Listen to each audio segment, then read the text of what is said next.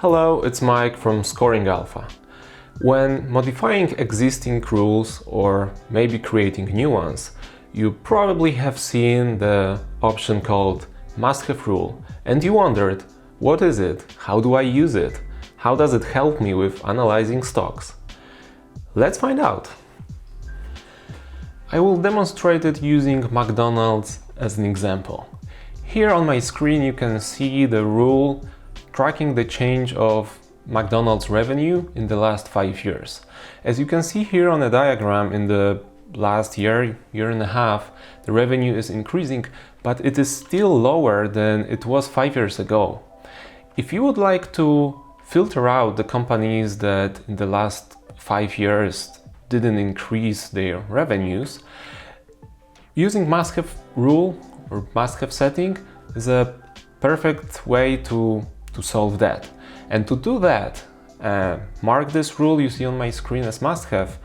I just need to go to configure rule, check the setting here at the bottom and click save.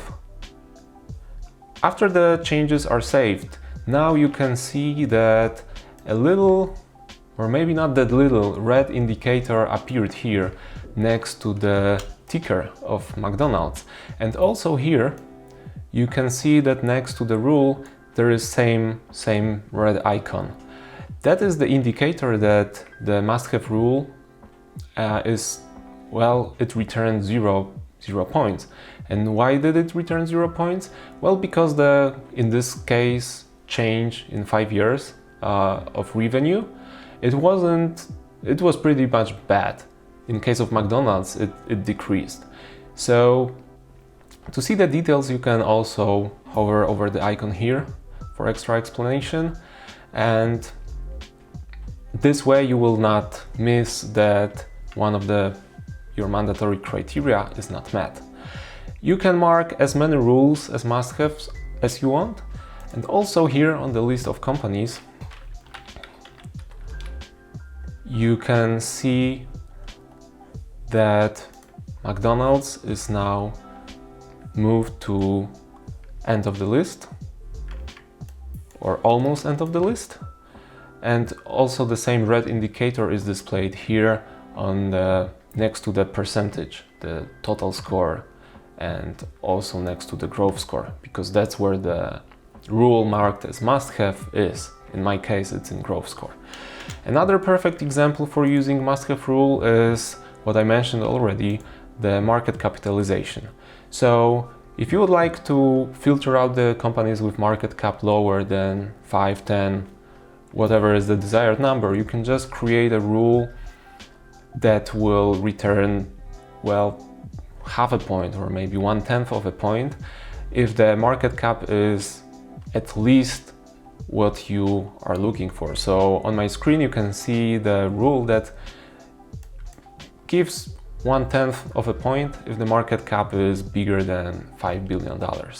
And why only 1/10 of a point? Well, because I don't really want to assign any points. I don't treat the companies better or worse depending on the market cap. I just want to filter out and totally kind of remove the companies with market cap lower than 5 billion.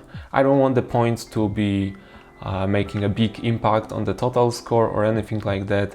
Just want to have this rule as a must-have. So for companies with really low market cap, I will see the same red indicator, making it clear to me that there is something I need to pay attention to and not spend a lot of time into deep and detailed analysis if the company is just too small per my liking. Many times I was getting super excited about some new company I just discovered. I spent 20 minutes or much more time checking the details and analyzing the stock, just to at the end, at the last moment, to realize that maybe its market capitalization is not big enough. And all this time I spent for the analysis, it was pretty much wasted, because what I should have done just to check first for the market cap and other mandatory criteria that are required by me to invest in a company, I should check those first and then not spend much more time in analyzing the stock if the mandatory criteria were not met. But I was getting excited, I was forgetting to do it. Now, with the must-have rules in Scoring Alpha, it never happens to me, because if something is wrong, one of the mandatory criteria is not met, the company has a big red indicator making it super obvious that something is wrong. So there is no way for me to miss it and to forget to check one of those things.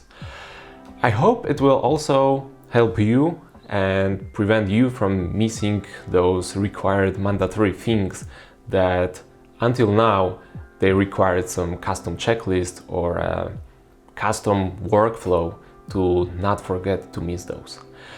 That's it for today. Stay tuned for more tips and tricks for Scoring Alpha. See you next time.